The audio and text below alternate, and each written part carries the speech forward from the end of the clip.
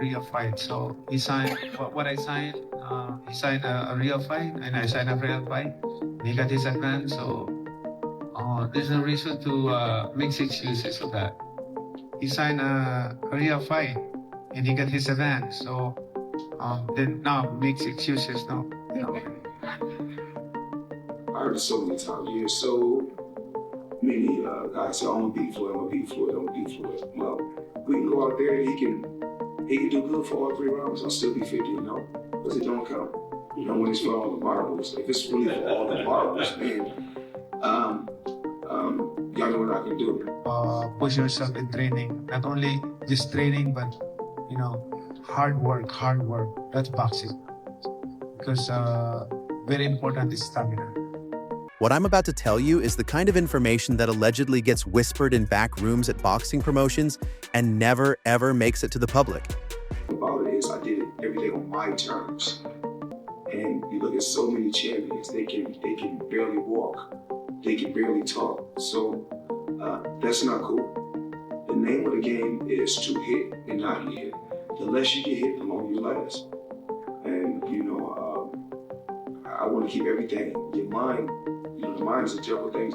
The mind is a terrible thing to waste. And I need this so I can continue to make smart investments and take care of my family. And the fact that we're even talking about this today means something has seriously shifted in the world of combat sports. So buckle up, because this is going to move fast. It starts with two names you already know: Floyd Mayweather Jr. I think it's difficult when you push extra mile. The way you run, the way you hard work at the gym. Everything is hard when you give more extra effort and pushing yourself to the limit. So that's training. That's hard work. If you ask me, as a boxer, I don't need somebody to push me to work hard, work more. But I did. I was put that in my mind when I'm in training. I have to do extra mile to get that condition. Like, for example, at my fight is 12 rounds, so I'm doing 30 rounds, at least 30 to 36 rounds every day. And Manny Pacquiao. And yes, before you roll your eyes and say, "We've heard this before," I need you to understand that this time is fundamentally, categorically, shockingly different. Because reports suggest that the rematch contract is not just signed, it's locked. It's sealed. Inspiration. Give a good entertainment to the fans. Every fight, I always consider that it's gonna be a fight of toe-to-toe. Not running around like that. Fight is a fight. You have to be ready, you have to be 100% condition, your stamina. Everything flag.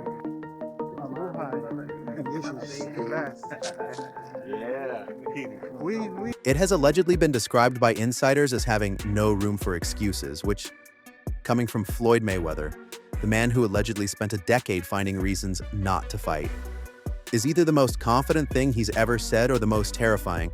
And honestly, we're not sure which one yet, but The reason why I came back in boxing, because I realized that I can still fight.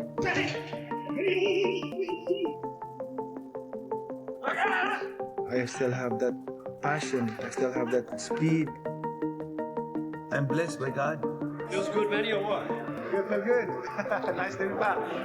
I feel happiness in my heart that I can come back here for... stay with me, because here's where the first twist hits. Fans online are saying that Floyd's sudden willingness to commit, no games, no delays, no negotiation circus, might actually be a strategy in itself. Like, When I work out, What do you think the biggest change is right now at 46 versus when you were younger? the biggest changes that we have in training camp is we listen to the body. Sometimes our mind is push, go. But there's a time that the body, I need rest, I need recover. So the recovery, that's the question. So I have to feel my body to give recovery, to give time to recover. If I can push more, then I will push. But if my body's saying, oh no, you have to give me time to recover. What if the most dangerous move Mayweather has ever made isn't a shoulder roll or a check hook, but a press conference? Because allegedly the moment he walked in and said this fight is real and there are zero excuses, he recently, and yeah, Mayweather's fresher, but inactivity could affect his timing, especially early in the fight. So next one, power. Well, the guy who's always been the naturally better puncher, not the naturally bigger guy though, so that equals it out a little bit, evens it out. The naturally bigger guy is Mayweather, but the natural puncher was always Pacquiao. He gets a check. Speed, who gets the edge there? Well, Mayweather always fast, always smooth, always fluid. And Pacquiao, I mean, tremendous hand and feet speed, foot speed. I give them both the check, no advantage.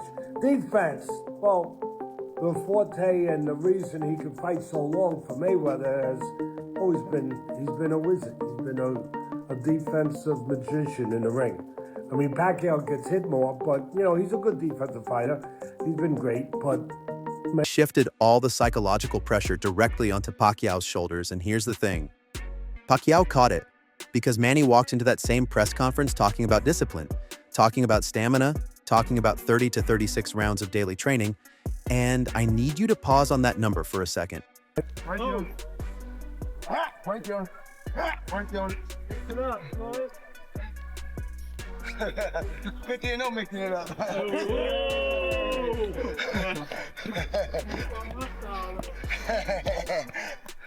My style is a money style. Oh, no. No. No. 36 rounds per day, which either means Manny Pacquiao has genuinely evolved into something beyond a normal human athlete, or, and fans are absolutely spiraling about this online, his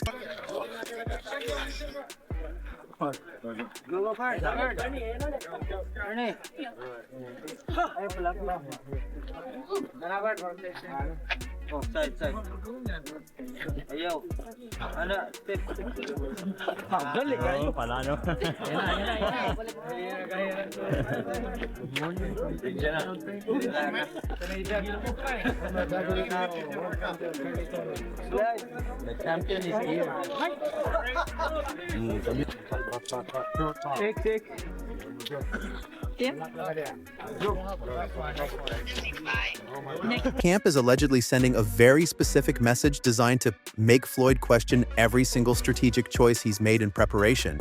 And this is where it gets layered, because breaking. And I mean, this just adds a whole new dimension. Trainer Robert Garcia has allegedly confirmed that the two camps are preparing in completely opposite ways. Pacquiao training with what sources describe as almost frightening intensity. 3 fights that's coming up. Floyd Mayweather, Pacquiao, Floyd Mayweather, Mike Tyson, Floyd Mayweather. I think the guy's from Greece or something like that. What do you feel about great champions doing these kind of fights as well? Or just these kind of fights that's going on? You need money. Damn. Yeah, when you need money. This is the problem with boxing. You think about financial literacy, right? And you talk about like NFL players or NBA players. There's support systems for those dudes. There's nothing like that for fighters. They got to figure it out all themselves. And if you're a fighter, that means you did not have options. Right. Yeah. It's not like basketball or football. If you could, like, by the way, football players couldn't play basketball, or they play basketball. It's a better deal, right? Right. That's if you can, you do. And boxers couldn't do either one of those things, right? They're too small, or they got hurt, whatever it is. And so you're dealing with a section of our world that is Teddy Atlas, one of the most respected analytical minds in the sport, has allegedly suggested that when you strip away the narratives and look at pure matchup data, these two fighters are more evenly matched than anyone is willing to admit publicly. I mean, I was going, 8-round sparring sections, dude. What does Jose Ramirez learn from Manny Pacquiao? We've been camped with him 3 times. What did you pick up from him? Honestly, his work ethic, and then the best work ethic. The best work no ethic, days off, no like days. Every morning we used to get together and run. Even on sparring days, he runs. With 20, 30, 50 people? Even yeah, man, he has a lot of support out there. That's amazing. It's like a movie. It's like Rocky. We would go to the mall, And just because people knew we were his sparring partners, they wanted a picture with us. So Yeah, he's the man. he had a He lot is of the man. fans. He's so humble though. He doesn't know he's Manny Pacquiao. Very Bro, down to earth. there was always like a crowd of 25 to 40 people outside the gym. From ladies to kids, just waiting for him. Money and He used to give them all money before he walked in. yeah, he's very generous. And He's very humble. He doesn't let the fame change. Like you never let the fame change you or nothing. You're the same person I met when you were a kid. But what did you learn boxing like besides work ethic? Is there any punch you learned? Is there any defensive move? With Mayweather having the defensive edge and Pacquiao holding the advantage in punching power and the speed to brace yourself.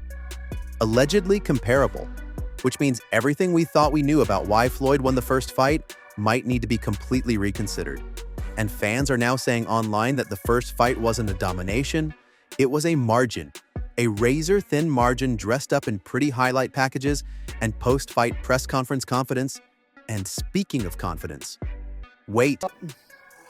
what made Pacquiao very dangerous is that, you know, he was very explosive. So there was punches that he just throw, you know, he just throw, and all of a sudden, boom, boom. Yeah, you don't see You him know, coming. it was that unexpected power. But it was put together by a combination of punches too. So His feet set it up. he had a heavy hand, so he used to snap his punches really good and pinpoint his shots really good. So he used to go to the top, body, back to the top, and the second one was just boom, one punch. What's the craziest thing we've seen him do in the gym, that sparring partner? Not you. Oh, brother, he, you know, I was lucky not to get hit by one of those left hands, but he dropped. Everybody. Every camp, he would drop one fighter, one sparring partner. And that's like it. Clean. And they don't come back next camp. Well, you know, he dropped a couple in the Philippines. Because we have to talk about what's allegedly happening behind the scenes with Mayweather's legacy narrative.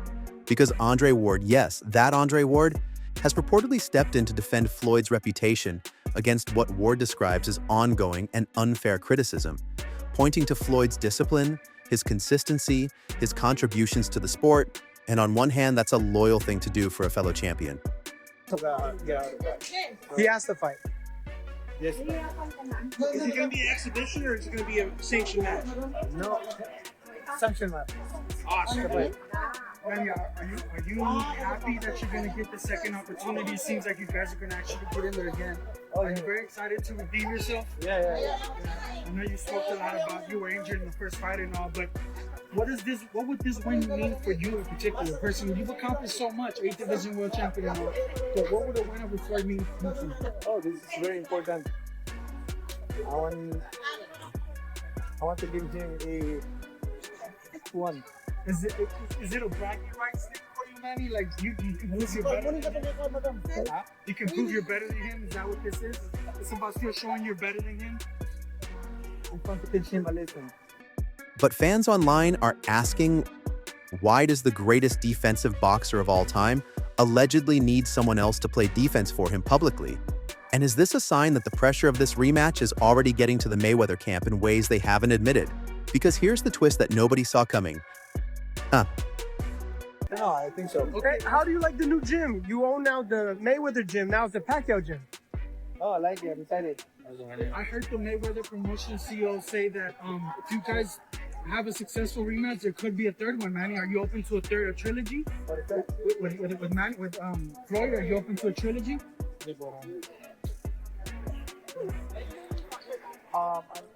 If they demand it, we'll finish first. Max Kellerman, who has never been shy about his opinions, has allegedly highlighted what he calls the harsh and brutal reality of boxing.